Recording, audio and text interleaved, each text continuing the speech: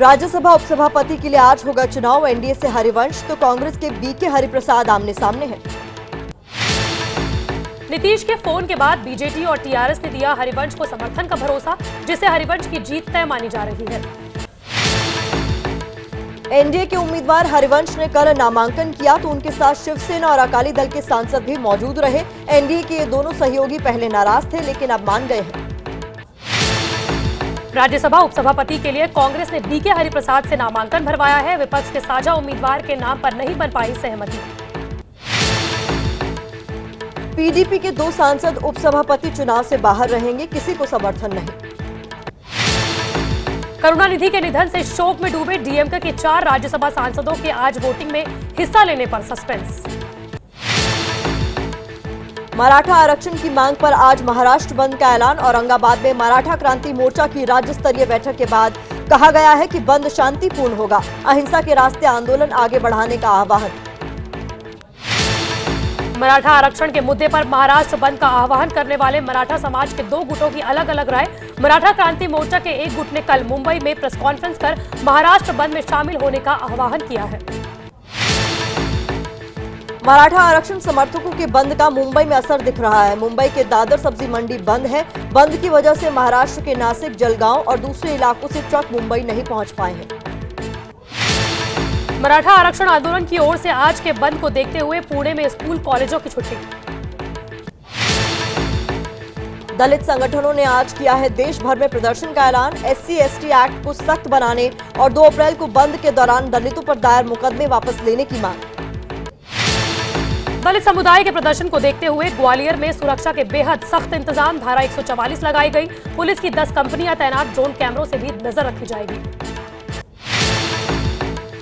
कुछ दलित संगठनों ने आज के प्रदर्शन में शामिल नहीं होने का ऐलान किया है, क्योंकि सरकार SC/ST बिल में संशोधन को लोकसभा में पास करा चुकी है। 2 अप्रैल को हुए बंद के दौरान ग्वालियर और भिंड मुरैना में सबसे ज्यादा हिंसा हुई थी, जिसमें 8 लोग मारे गए थे। भिंड में भी धारा 144 लगाई गई है।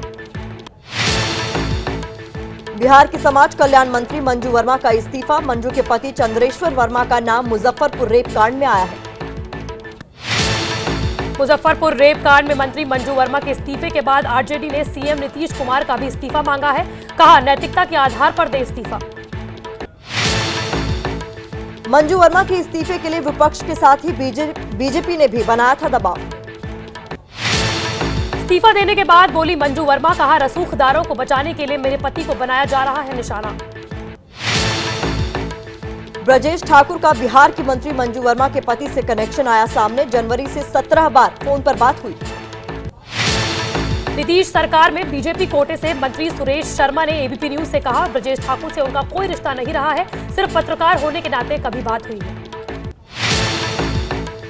मुजफ्फरपुर रेप कांड के आरोपी ब्रजेश ठाकुर की कोर्ट में पेशी। कहा, कांग्रेस से चुनाव लड़ना चाहता था, इसलिए फंसाया गया। बिहार कांग्रेस के कार्यकारी अध्यक्ष कौकब कादरी ने कहा है कि ब्रजेश ठाकुर ने कांग्रेस से रिश्ते वाला बयान बीजेपी जेडीयू के दबाव में दिया। पप्पू यादव की पार्टी की कार्यकर्ता ने मुजफ्फरपुर में ब्रजेश ठाकुर पर स्याही फेंकी। यूपी के हरदोई सुधार गृह में 19 लड़कियों के गायब मामले में पुलिस ने संचालिका को गिरफ्तार किया।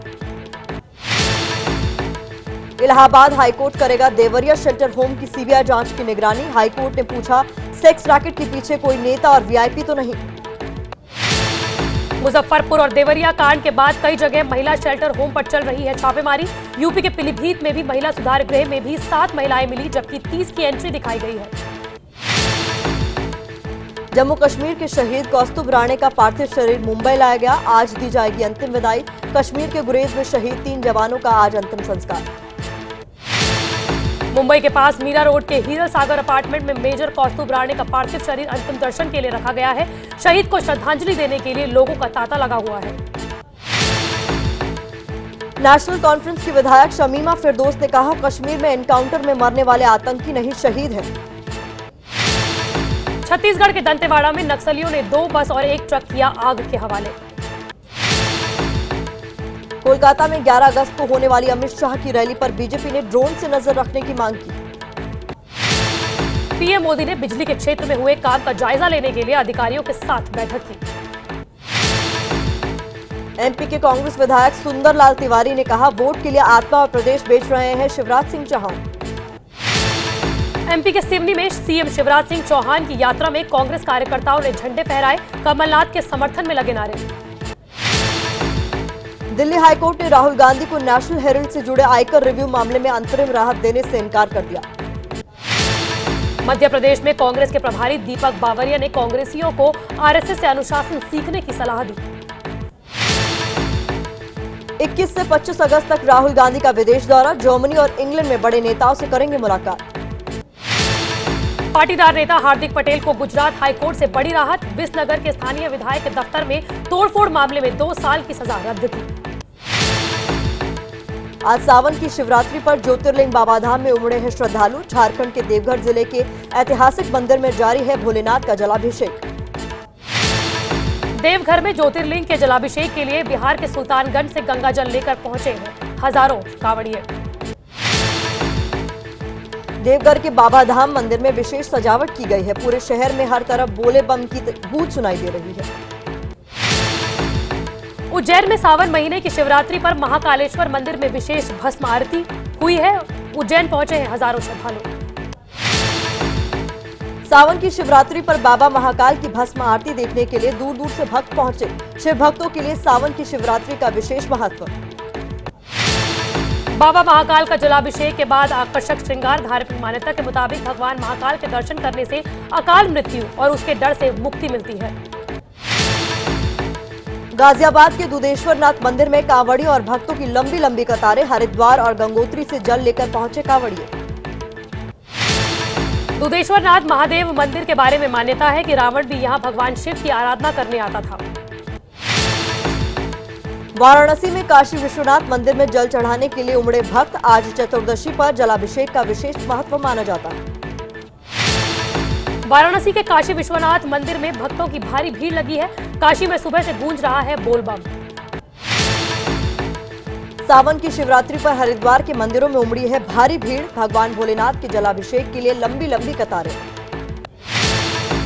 इस सावन बारिश भी जमकर कहर ढा रही है। बारिश से बेहाल है उत्तराखंड। नैनीताल जिले के काठ गोदाम में गोला बैराज के पास नदी में गिरी एक युवती को जल पुलिस के गोताखोरों ने एक स्थानीय युवक की मदद से बचाया। उत्तरकाशी गंगोत्री क्षेत्र में आज तेज बारिश से गोमुख ट्रैक को जोड़ने वाली पुलिया बही। एसडीआरएफ की टीम ने 50 से ज्यादा कांवड़ियों को बचाया। उत्तराखंड के रुद्रपुर में पानी में फंसे बच्चों को पड़ोस में रहने वाले होमगार्ड दया श्रीवास्तव ने अपनी जान जोखिम में डालकर बचाया। उत्तराखंड के उधम सिंह नगर जिले के रुद्रपुर में तेज बरसात से पानी भरा। गड्ढा कॉलोनी के कई घर पूरी तरह डूबे। 50 से ज्यादा परिवारों पर संकट। हिमाचल प्रदेश के किन्नौर में भयंकर लैंडस्लाइड। पहाड़ गिरने की वजह से रास्ता बंद हुआ। शिमला के कोट खाई में भारी बारिश से 5 मंजिला मकान गिरा। अगल बगल के मकानों को भी नुकसान।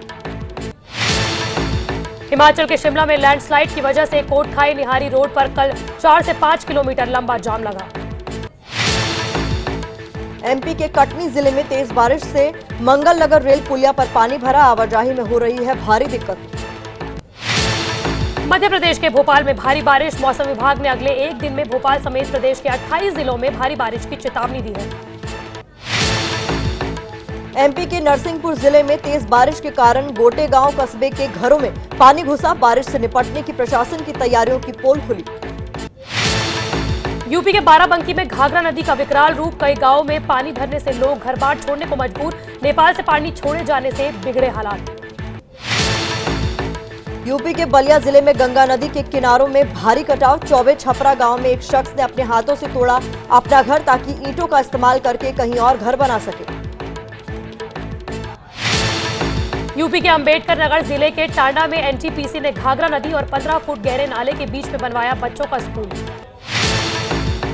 बिहार के कैमूर जिले में भारी बारिश। जीटी रोड पर बनी पुलिया से बच्चे जान जोखिम में डालकर नदी में कूद रहे हैं। केरल की राजधानी त्रिवेंद्रम में भारी बारिश। निचले इलाकों में पानी भरने से लोगों को परेशानी।